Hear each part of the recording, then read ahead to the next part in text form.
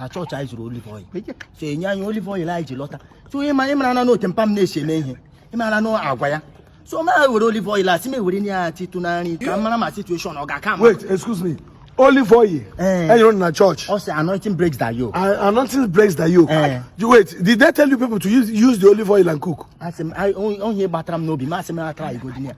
Kim bam di ati tu no bere shito. Why will you use olive oil? Have you ever in the history of your life and see that somebody is using olive oil to cook?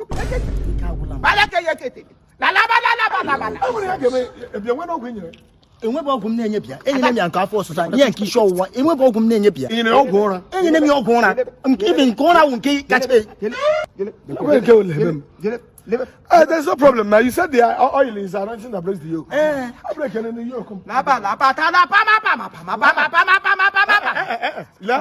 I did not follow you people to the church. And I don't know the person that gave you the oil. The one I will not relate is your father calling my name. I can't kill the worst. Yeah, I don't want to kill the worst.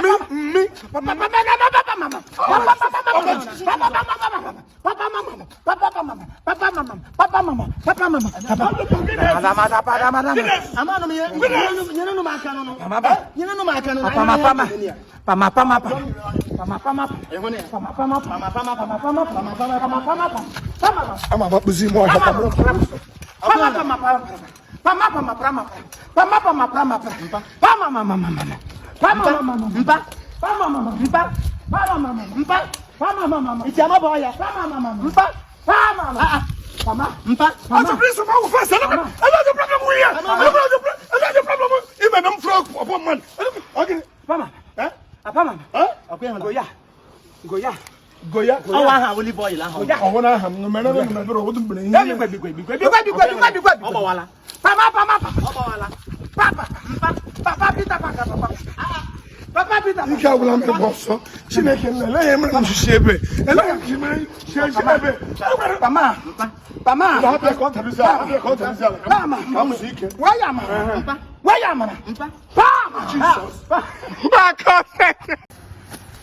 ana me guru gingi gaba oye chideke bashiana mgeto kumaji abashiana gate biko pa no nekwele mmadu ka ga nga awo nga wole here gi igwu ime ohia nyemegwu Bobtonye ya Bobtenga nyemegwu awo nyiro mkangugre ya ko ga size kwago Potanga me gugre mgusarenu Ali Gugoking. Is this farm your farm? Junkie. I have told this man, my own man one guy na Olua boy that they should avoid me. Only call Olua boy ko good at Lily. Ili week ago. I hold the size here. Size on you. I hold one ga bomb. I hold 1 liter ili nguge.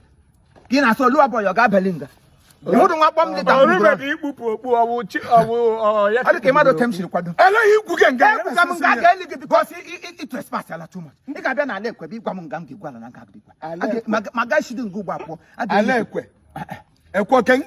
Oso. Ige ekwo mkotreng. Oso. Oso suwa. Oso lekwe onyeka. Come on boy. say you. What can Paga Elenda? Ana heji lege gị na ha agbọkachila anya ebe na otu group here guchie Onye yigreji white. I agree with you. Anozi yigrego white. Beshano onye weji gwakwa ya na like nonsense. You are from this village. Sorry. I'm not from here. I won't money ekwe. Onye ekwe. But this is the first time I'm one year all the friends I have, all the people that I have as friends, both home and abroad. The moment I saw this man with Oluwaboy, come on, even common sense again. How can this boy, well, I call him a boy, man, be transparent? Oguga, African be here, we're here. Ungwajoya. If anything in a good Egugremonino Mali. But Onirogi got to come, got to Onirogi got what on I have. Onirogi got one. So many people got fell here, Gaurum. Then the person who has made himself an enemy was way on me. Saju George, and what he gets when I'm going to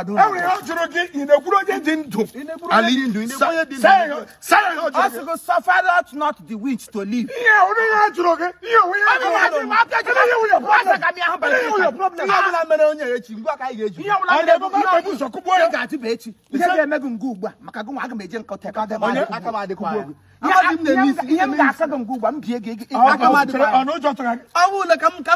your age, you are scared of this man.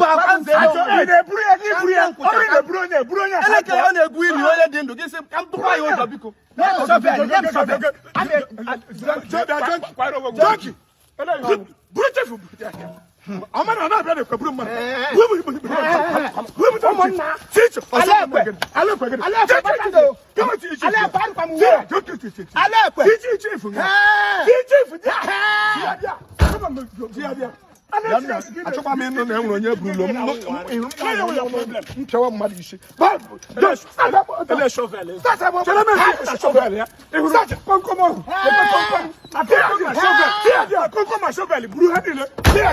You hear about German? Give me more speed, Danny. I'm about speed. In the short, I'm about speed. So you don't get come on. How to roll like a super boots.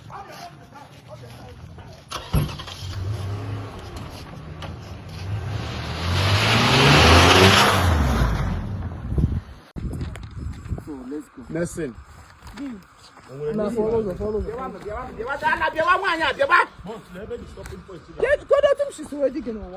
And then he did some microphone. Look not the physique.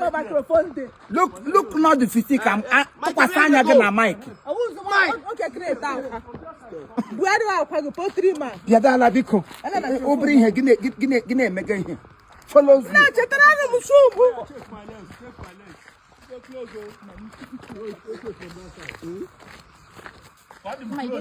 Go behind us. Okay.